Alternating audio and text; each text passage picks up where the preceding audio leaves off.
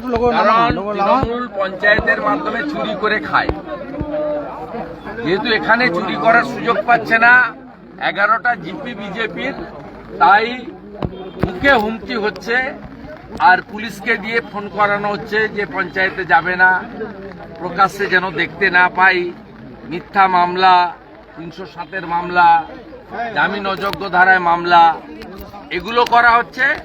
আর তৃণমূলের লোকেরা ধরুন কোনো পঞ্চায়েত বা কোনো নেতৃত্বের ছেলে মেয়ে স্কুলে যাচ্ছে, তাকে বলছে তোর মাকে তোর বাবাকে দেখে নেব, তুলে নিয়ে আসবো। এই হুমকিটা ব্যাপকভাবে চলছে।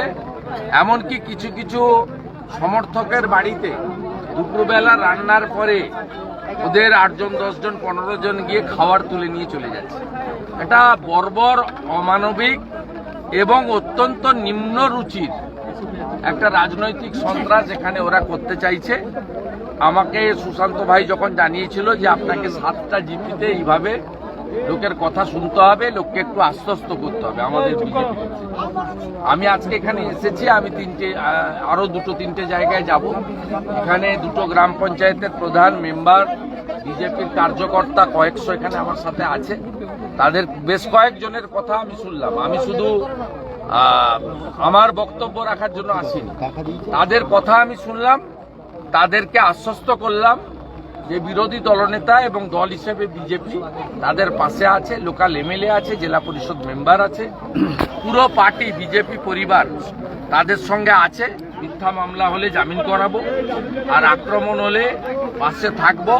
প্রতিবাদ, প্রতিরোধ ইত্যাদি হবে। একদিকে আন্দোলন, একদিকে আইনি লড়াই, দুটোই আমরা চালাবো।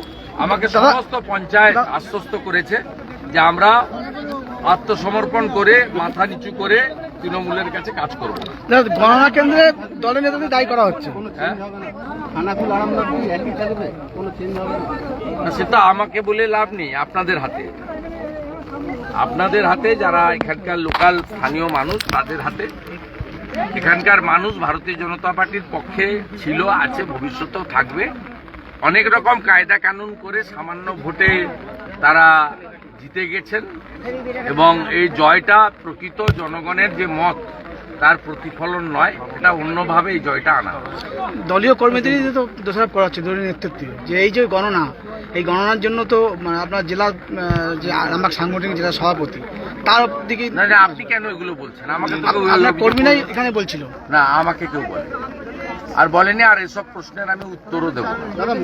মোবাইল চুরির আমাদের লড়াই চোর তৃণমূলের বিরুদ্ধে, আমাদের লড়াই মমতা পুলিশের বিরুদ্ধে, নিজেদের বিরুদ্ধে নয়। আমাদের যদি কোনো ভুল ত্রুটি থাকে, যেমন ড্যামি ক্যান্ডিডেট পরিচিত বিজেপি নেতাকে করা উচিত হয়নি। আমরা পার্টি অফিসের ভিতরেও বলি, বাইরেও বলি, এবং যারা ঠিক করেছিলেন তারাও বলেছেন আমাদের ভুল হয়ে গেছে। এরপরে কি হয়েছে? কেউ তো ইচ্ছা করে এগুলো করেনি। আমি তো আবারও বলছি, রঘু খুব পরিচিত বিজেপি কর্মী, তাকে ড্যামি ক্যান্ডিডেট হিসেবে দাঁড় করানো ঠিক হয়নি। যারা দাঁড় করিয়েছে তাদেরকে আমি জিজ্ঞেস করেছি কেন করলেন না, ভুল হয়ে গেছে তাদের। এরপরে আপনি কি বলবেন? অতএব এই ভুল থেকে, ত্রুটি থেকে শিক্ষা নিয়ে আমরা এগোবো। কিন্তু গণনা কেন্দ্রে এটাও হয়েছে, কাস্টমসের এক অফিসার একটা এআরও টেবিলে ছিলেন, তিনি আমাকে 10টা বুথের নাম দিয়েছেন। এখানে বিজেপি 441 পেয়েছে, 41 লেখা হয়েছে। বিজেপি 473 পেয়েছে, শুধু 73 লেখা হয়েছে। তৃণমূলের ভোটটা বিজেপির দেখানো হয়েছে, বিজেপির ভোটটা তৃণমূলের দেখানো হয়েছে। আমি পরামর্শ দিয়েছি অরূপকান্তি দিগরকে জেলা সভাপতির মাধ্যমে যে ইলেকশন পিটিশন তিনি করতে পারেন, গণনা থেকে 45 দিনের মধ্যে করতে হয়, এখনো সময় আছে। ঠিক আছে দাদা, মোবাইল চুরির সন্দেহে পিটিয়ে খুনের অভিযোগ, ঘটনার ফল লেগে না ভাই, আর এগুলো বলবো না।